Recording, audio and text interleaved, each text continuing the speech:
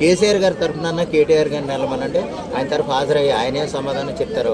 ఆ సమాధానానికి జడ్జిలు కానీ లేదా న్యాయం కానీ ఇదవ్వకపోతే కనుక అప్పుడు కేసీఆర్ వరకు రండి, కానీ ముందే వారిని ఇబ్బంది పెట్టేలాగా చేయటం, ఆ వయసులో చేయటం అనేది కరెక్ట్ కాదని నేను అనుకుంటున్నాను. అంటే విచారణకు ఇంటికే వెళ్ళారు పోలీసులు. ఓకే అండి, విచారణకు ఇంటికే వెళ్ళారు, ఆయన పిలవలేదు అని. ఓకే, పిలవలేదు. విచారణకి ఇంటికి వెళ్ళిన ఎలాగంటేనండి, ఒక పెద్ద ఆయన ఓకే ఇంటికి వెళ్తే పర్వాలేదు, దానికి తప్పులు తెలుసుకోవటం, చట్టం తన పని తాను చేసుకుని ముందుకెళ్తుంది, కానీ ఆయన ఇబ్బంది పెట్టలేదని మీరు చెప్పిన ప్రకారం నేను అనుకుంటున్నాను.